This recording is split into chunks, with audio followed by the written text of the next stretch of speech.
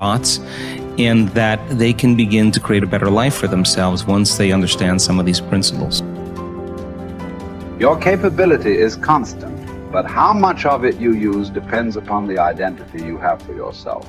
For example, if you feel certain that you are an outgoing, outrageous person, you'll tap the resources of behavior that match your identity. Whether you see yourself as a wimp or a wild man, a winner or a wallflower, will instantly shape which capabilities you access. You may have read the book Pygmalion in the classroom, which details the dramatic change in students' performance when they become convinced that they are gifted. Time and again, researchers have shown that students' capabilities are powerfully impacted by the identities they develop for themselves as the result of teachers' belief in their level of intelligence. In one study, a group of teachers were told that certain students in their classes were truly gifted, and to make sure that they challenged them to continue to expand. As can be expected, these children became the top achievers in their class. What makes this study significant is that these students had not actually demonstrated higher levels of intelligence, and in fact some had previously been labeled poor students. Yet it was their sense of certainty that they were superior which had been instilled by a teacher's false belief that triggered their success. The impact of this principle is not limited to students.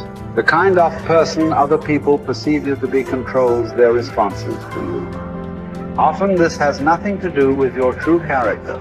For example, if a person sees you as a crook, even if you're an honest person and do good things, this person will search for the sinister motive behind your acts. What's worse is that after making a positive change, we often allow others in our environment who have not changed their image of us to anchor our own emotions and beliefs back into our old behaviors and identities. We all need to remember that we have tremendous power to influence the identities of those we care about most.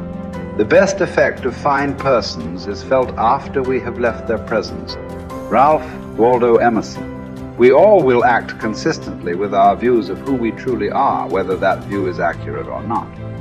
The reason is that one of the strongest forces in the human organism is the need for consistency. Throughout our lives, we've been socialized to link massive pain to inconsistency and pleasure to being consistent. Think about it. What labels do we attach to people who say one thing and then do another, who claim to be one way and then behave another? We call them hypocritical, fickle, unstable, unreliable, wishy-washy, scatterbrained, flaky, untrustworthy. Would you like to have these labels attached to you? Would you even like to think of yourself in this way? The answer is obvious. A resounding no as a result whenever we take a stand, especially a public stand, and state what we believe, who we are, or what we're about. We experience intense pressure to remain consistent with that stand, regardless of what that inflexibility may cost us in the future. Conversely, there are tremendous rewards for remaining consistent with our stated identities. What do we call people who are consistent? We use words like trustworthy, loyal, steady, solid, intelligent, stable, rational, true blue. How would you like to have people consistently use these labels to describe you?